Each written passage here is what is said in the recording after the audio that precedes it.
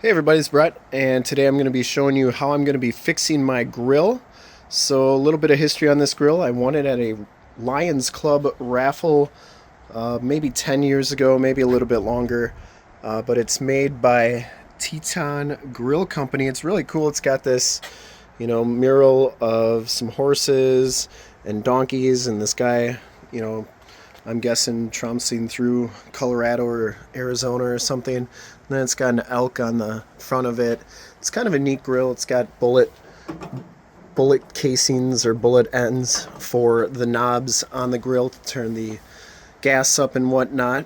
And Teton Grill Company. So this grill was made, I'm sure it was purchased at Fleet Farm, and it was made by a company, that, bids the lowest for whatever is going to be sold at Fleet Farm. But anyways, long story short, this grill is discontinued and it still works. All the burners work. I've replaced the burners once, and I've replaced these top pieces once as well. Everything works and it's still a functional grill. Unfortunately, my drip pan has completely rotted away, and it's not due to lack of maintenance or care. It's just, these things, they get a little bit wet. They're not completely coated or whatever, or the paint, burns off, and then it is susceptible to water and moisture. And, while the grill doesn't stay outside in winter, it stays outside during the summer. I do have a cover for it, but moisture and whatever just seeps into there, and it's completely rotted away. The problem is that Teton Grill Company is no longer in business, nor can you find any replacement parts for this grill. And I'll show you underneath how this works. So there's a cover there, and then if you look right here, there's two hooks or two lips, and then that old drip pan slides onto there. Well, any of the universal replacement drip pans will not work like that. So I had an idea to fix this on the cheap, and I'm just sharing you my idea how to fix this. So I went to Walmart and I got a cookie sheet that's as wide as the old drip pan, and it's a little bit longer width-wise. But anyways, what I'm going to do is I'm going to be drilling some holes in this, and I got some chain link, and we're going to be just suspending it right underneath there. So I'm going to show you how that's going to work, and we'll see the finished product. So as you can see, this is going to fit quite nicely in here, and what I'm going to try and do is suspend it. I'm going to drill some holes, and this pan's going to sit just like this, suspended by chain link. And I'm going to drill a hole here and a hole here, and then I'm going to drill some holes into the pan, and then we're going to hang it up with these S-hooks and the chain link, and I'm going to cut it, and we'll see how that looks at the end. And I think it's going to work just great. So first thing I want to do is make sure that the holes I'm drilling are going to be big enough for these S-hooks. So I got a 13/64 drill bit here. That looks like it'll be plenty wide enough for these S-hooks, and we'll just put that into my Milwaukee drill and we'll drill those holes. So first thing I'm going to do is take this initial drip pan out of here, just so I can get this cleaned off properly. We'll have to clean that off. See, now this didn't rust because I think it's stainless steel or aluminum or something, but that needs to be cleaned off anyways. So we'll just take that out, and now you can see a little bit better. I'm going to be drilling hole here, and same on the other sides, so we can get the chains in there, and it'll be pretty easy.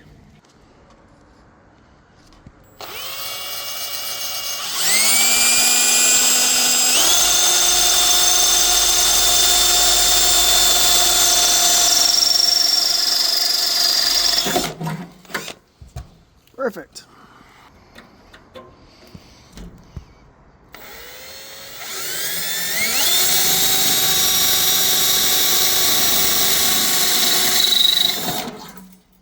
Perfect.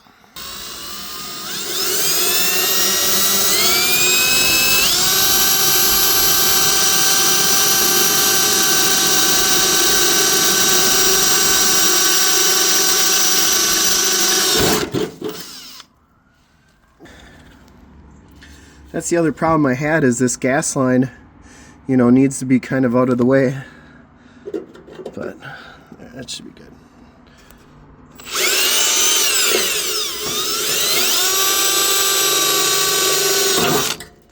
All right, perfect. Now I just have to measure up on the tray where I want them, cut my chain to length, and put them in. So just made my marks on my cookie sheet. I just kind of put it under there and eyed it up where I'm going to have the hooks going. And this cookie sheet was 15 bucks from Walmart, and you know, the hooks and stuff I got at Fleet Farm for like $2 a piece. So I'm hoping to fix this for less than $20. And while I've been taking it apart, I realized I gotta clean the top here, and there's a couple more burners that are out, but I got extra burners down there so we can swap those out, and we'll get it all cleaned up and ready for next season. I'm gonna try and make it as close to the lip as possible.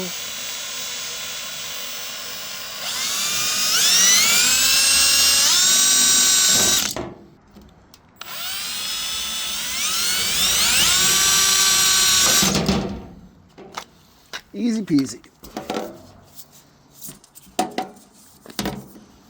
Line up all right with the other one.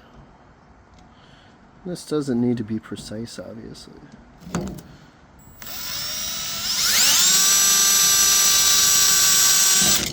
We're just trying to make this grill last maybe a couple more years. Heck, even if it's another year.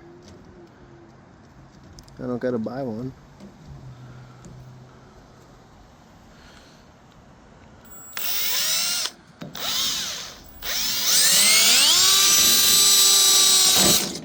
Alright, now I just gotta cut my chain to length, and we'll be all set to go and have to clean it. We'll do the final product here.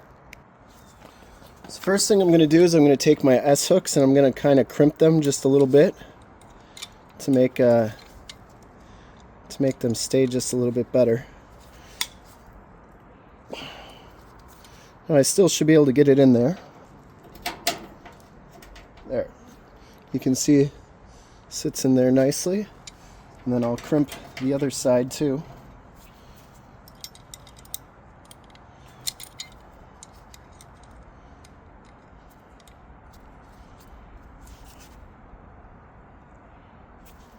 There. That looks more like an S. There we go. I'll do the same for the other four.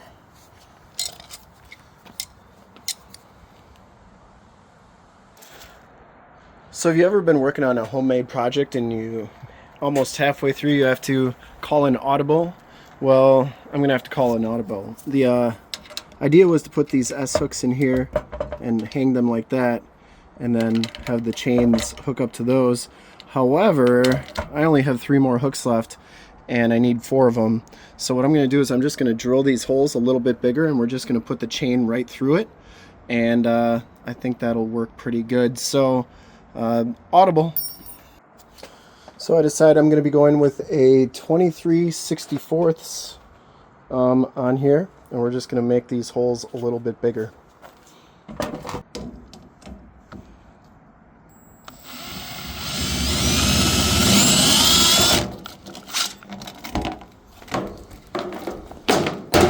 See, just like in football, you call an audible.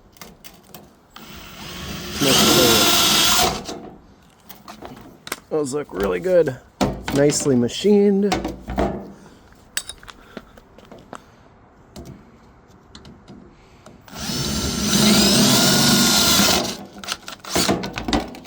I think this is an aluminum cookie pan, so it shouldn't corrode. Alright, let's go with those chains in, get this in, and make some burgers. Alright, so what I'm going to do now is get my chain. I got this chain link at Fleet Farm. You can cut it to length there, and you can get thicker gauge than this, but for our application here this should work just fine. What's nice is you can loop it and make it as long or as short as you want. So we're going to go about 2 inches about 3 inches of. We're just going to loop it through there.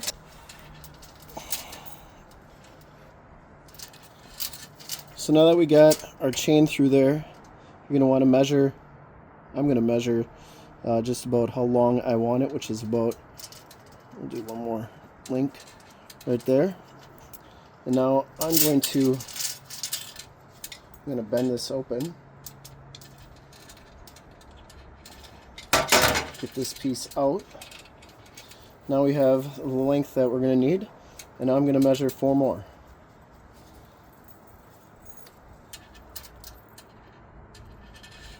So everything's exactly the same length.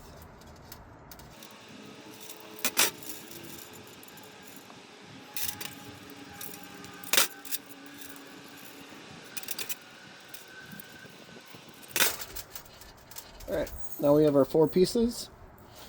We're going to loop them through. We're going to connect them. We're going to pinch them. And once we get all of them done, we're going to hang it. Let me know in the comments below if you would have just went and bought a new grill by now. Because after all this, I'm kind of wondering the same thing. But I'm already this deep into this project, so might as well see it to the end.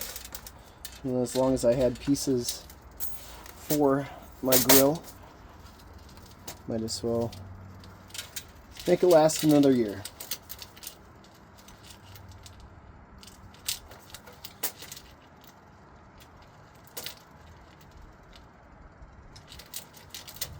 Be happy to get these gloves off, that's for sure.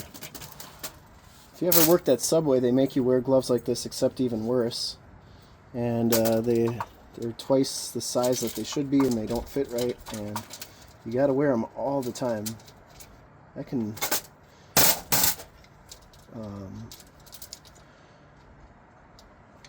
confidently say that Subway was the worst job I ever had. I hated that job. The worst. Nothing against Subway, I love their food. Just would not want to work there.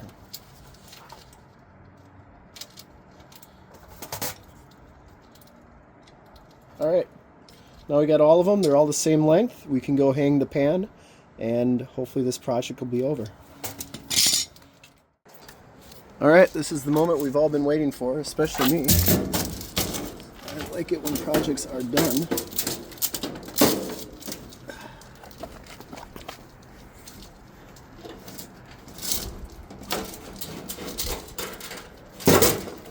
Alright, so I wanted to have it hang down just a little bit to give that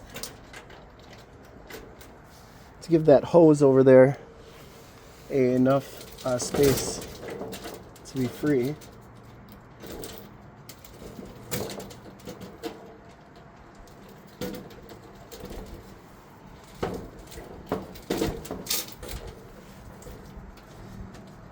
And I think we're gonna have to maybe adjust it a little bit, but you can see now I got my pan in there. It's gonna catch all the excess grease and everything. It's not gonna rust. And all I got to do is adjust that hose over there so that it hangs freely, and we'll be all set to go. Let me just turn that real quick.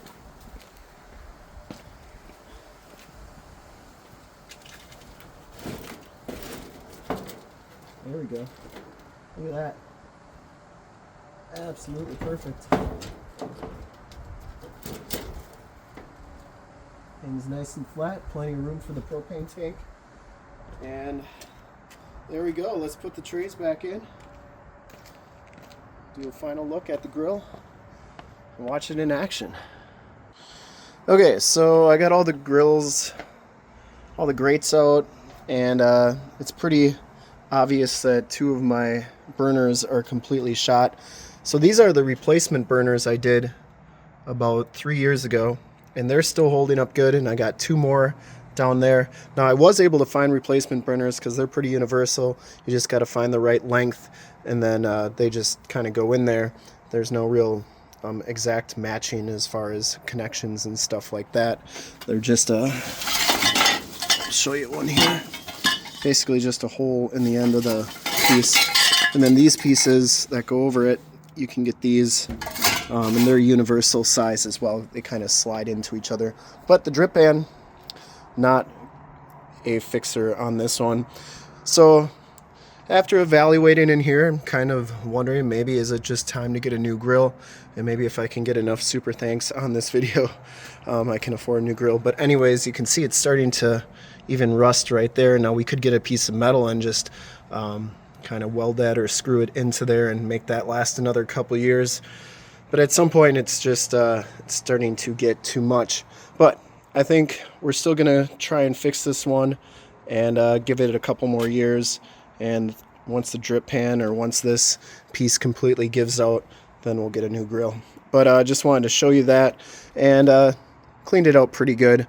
And the main thing is the grates, that will get those cleaned up really good. And I got the initial drip pan cleaned off pretty well as well. That kind of just holds in with these tabs here down in here. Doesn't fit perfectly anymore, so I got to bend this piece back a little bit, but we're almost there. So the one thing with these replacement burners is that they come with this lipped edge, and I'm going to make those flat so that they can, you know, kind of sit on there like that, which is what I did with those. I'm just going to take my vice grips, not my vice grips, but my channel locks, and make that flat, put those in there. So just to show you exactly what I'm doing with these burners, just kind of bending them down to make them flat. Hope you can see it.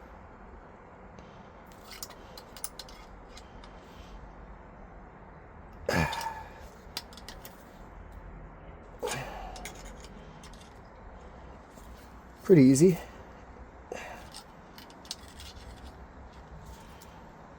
All right, now we're gonna put them in.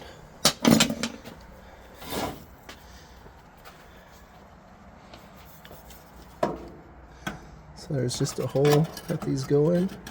They kind of just slide into place. And then the ends just kind of stand over there. So now we're ready for the drip pan. All right, put these burner covers back on. I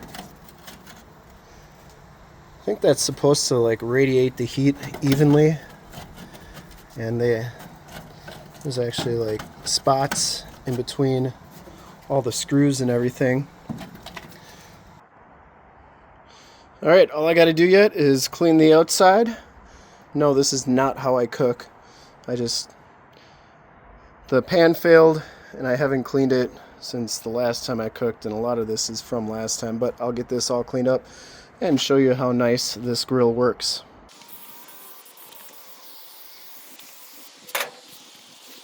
I should probably prep these videos a little bit better. It's a little greasy. I have to do a couple passes here. Look at that. Ooh. But it's coming off. It's going to look real good when it's done. You can even still see some of the lighting instructions there.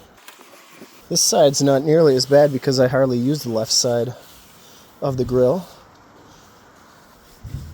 because the right side is the hot spot in the grill. I think it's because it's closest to the propane. And when you got a hot spot on the grill, that's usually the spot you use. Alright, do a couple more passes. I'll show you the final product. Alright, here is the final product. Got a little bit of cleanup to do. Get the vacuum out here, vacuum up some of this rust shrapnel. But I got the top all cleaned off pretty good here. I'm going to hit it with some stainless steel polish just to finish it off here. But we used some Meguiar's D300 to get most of the grease and rust spots off of there. So that looks pretty good. The grill is working nicely, or looks nice now too. Got that all cleaned off. All the grease is out of there. Let's start it up and see if the new burners are working properly.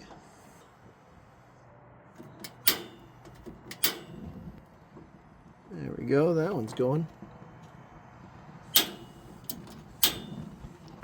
And now the other one's going. So the two new burners are going good. And I would assume the old ones are still working. There we go. So she's ready for grilling. And then of course the official fix here. Let me know what you think of that. I think it looks pretty good. It's going to work nicely.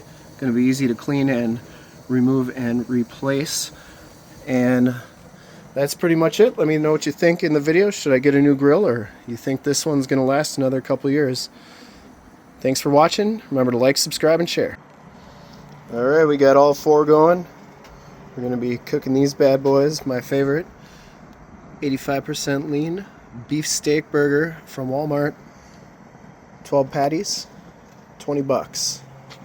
Let's get her on, and glad I got her done.